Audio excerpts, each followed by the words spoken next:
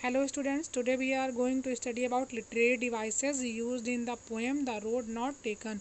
आज हम लोग ये पढ़ेंगे कि इसमें कौन कौन से लिटरेरी टर्म्स यूज़ किए गए हैं ताकि जब ये स्टैंजा लिखने के लिए आए तभी आप लोगों के लिए हेल्पफुल हो सके। ठीक है, तो सबसे पहले हम देखेंगे कि जो हम लोगों ने पोएम पढ़ी है द रोड नॉट टेकन, इसकी राइम स्कीम क्या है, ABAAB। और इसमें सिम्बोलिज्म यूज हुआ है two roads that represents two or more choices in our life, ये मैंने आपको पोएम में बताया है। उसके बाद इसमें एनाफोरा यूज हुआ and repeated at the beginning of the lines 2, 3 and 4।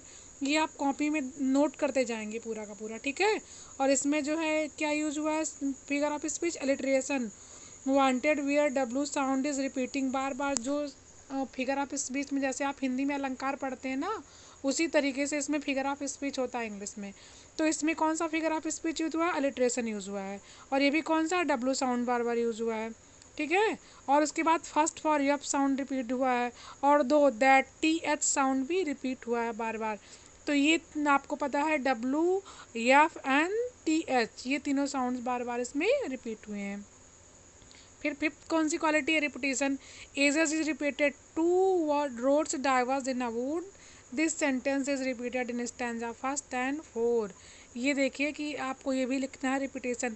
जब आप स्टैंजा सॉर्ट आउट करेंगे तो इसमें लिखेंगे पोएटिक ब्यूटी। ठीक है, और literary devices used in the poem, उसके बाद से ये 1, 2, 3, 4, 5 डाल के पाँचों लिखेंगे। अब नेक्स्ट हम लोग पढ़ते हैं the road not taken summary. ये समरी जब आपको पता रहेगी तो अगर आपको स्टैंजा की मीनिंग नहीं भी आ रही सारे स्टैंजाज की, और कोई भी स्टैंजा आता है तो अगर आप ये समराइज करके लिखते हैं तो आप एटलीस्ट पासिंग मार्क्स तो पा ही जाएंगे। ठीक है, तो अगर आपको कुछ नहीं आएगा तो इसको आप लर्न कर लीजिएगा। The poet said that once he was walking down the road and reached a fork, he could walk over one of the paths only. He took time to choose the right path. He inspected them to that decide which was a better option and then choose the one which seems less walked over। ये वही summary में है कि एक बार कवि रास्ते पे निकलता है, अपने जीवन के पथ पे निकलता है, और वो एक डायलेमा की स्थिति पर एक ऐसे स्टेज पे पहुंचता है जहां उस पे से दो से किसी एक रास्ते को चूज़ करना रहता है। तो वो रास्ता चूज़ करता है जो लेस वक्त, मतलब जो कि कम चला गया था या कि ना के बराबर चला गया था। He kept the other one for the some other day although he knew that he would never get to the chance to walk over it. और वो क्या करता है, वो दूसरे रास्ते को ऑप्शन के तौर पे रखता है कि अगले दिन वो इस रास्ते पे चलता है, लेकिन वो यह जानता भी रहता है कि उसको ये मौका नहीं मिलेगा कि वो दोबारा वापस आए उस जगह पे और उस रास्ते पर दोबारा चले। He would go further on the chosen path and not get a chance to go back on it. As he walked on the chosen path, he realized that the both paths were similar।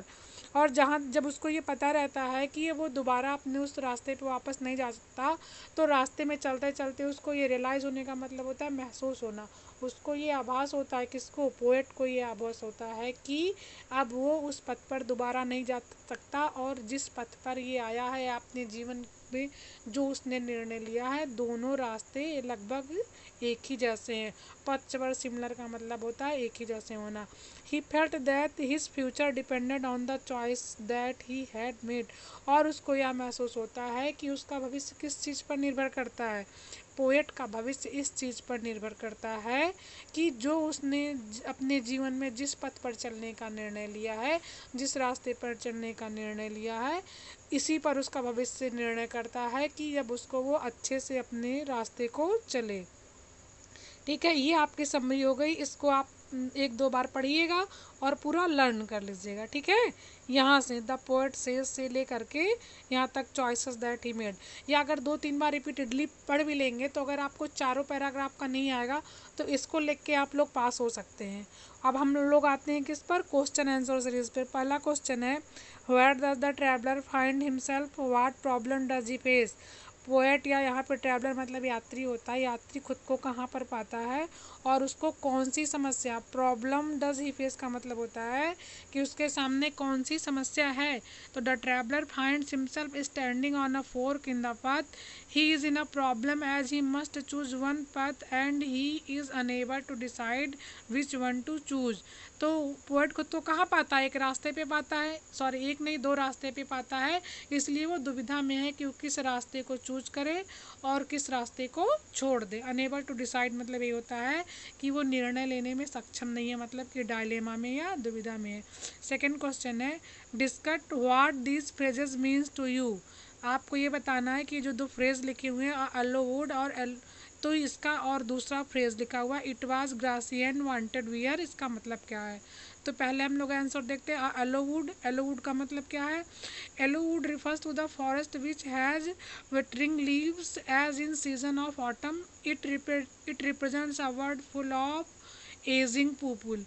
यहाँ पे लिखा हुआ है कि ये क्या करता है, जो मैंने आपको बताया ना सॉरी, जैसा कि मैंने आप लोगों को बताया है कि यहाँ पे लिखा हुआ ना कि ऑटम में जैसे पत्ते अपनी पत्तियाँ गिरा देते हैं, ठीक है।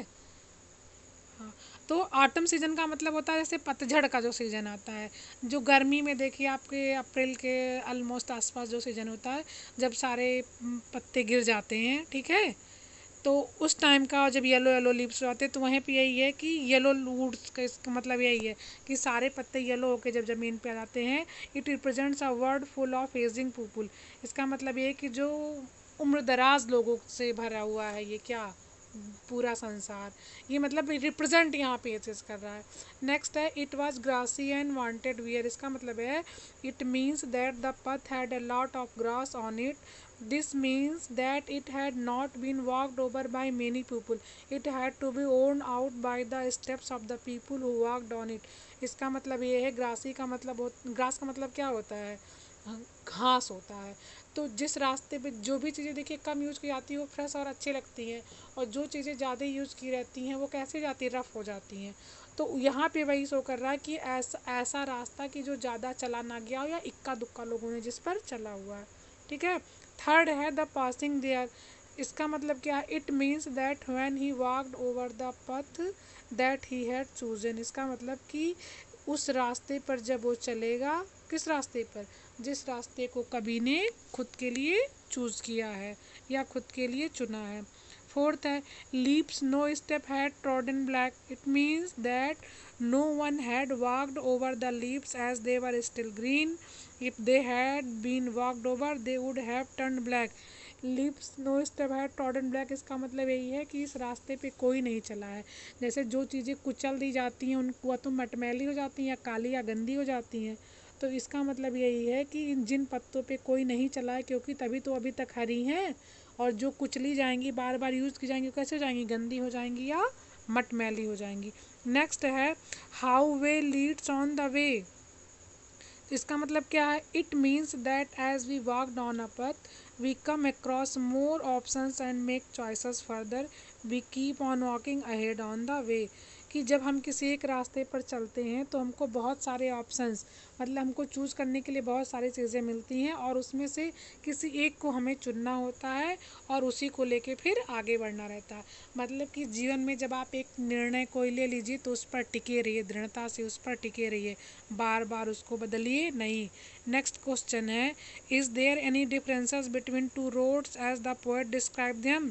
क्वेश्चन पूछ रहा है कि जो दोनों कोई वहाँ पे अंतर है दोनों रोड के बीच में जिस रोड को पोएट ने बताया है। तो इसका आंसर क्या होगा, पहला है इन स्टैंजास 2 एंड 3। सेकेंड और थर्ड स्टैंजा में कोई है तो आंसर है द टू पथ्स वर सिमिलर। मतलब कि दोनों रास्तों में क्या था, कोई अंतर नहीं था। ये आपने पोएम में पढ़ा, पोएट ने भी कहा ना कि द बोथ पथ्स वर सिमिलर, मतलब दोनों रास्ते जैसे थे। इन द बिगनिंग एकदम शुरुआत में the poet felt that one of them was grassy and had not been walked over by many people. और शुरुआत में कवि को क्या लगा कि एक रास्ता ऐसा है जो जिस पे बहुत ढेर सारी ग्रास, ग्रास मतलब होता है घास, बहुत सारी घास और इस पर कोई नहीं चला हुआ। But when he walked on it for some distance, लेकिन जब वो थोड़ा उस पर और आगे चला he realize that it was like the other road. उनको ये पोएट को ये मतलब कवि को ये महसूस हुआ थोड़ा और आगे चल के कि दोनों रास्ते एकदम एक ही जैसे, दोनों में कोई भी डिफरेंस नहीं है। नेक्स्ट क्वेश्चन है in the last two lines of the poem, ठीक है, कि लास्ट टू लाइन्स में उनको क्या लगता है। Here again the poet talks of his initial decision when he thought that he the roads were different and chose one that had been walked over by lesser number of people. दोबारा फिर यहाँ पे भी कभी वही बात कह रहा है क्या कह रहा है कि his initial decision when he thought that the road were different and choose the one that had been walked over by lesser number of people, उसने वो वाला रास्ता चूज़ किया जिस पर कम लोग चले थे। मतलब उसने अपने जीवन में उस रास्ते पे चलने का निर्णय लिया जिसके बारे में उसको बहुत ज़्यादा जानकारी नहीं थी, लेकिन उसके बाद भी वो अपने जीवन में सफल हुआ। क्यों? क्योंकि उसको अपने लिए गए निर्णय पे कोई रिग्रेट नहीं हुआ, वो जीवन में उसी पर आगे बढ़ता रहा और अंततः सफल हुआ। And that's all for today. Thank you.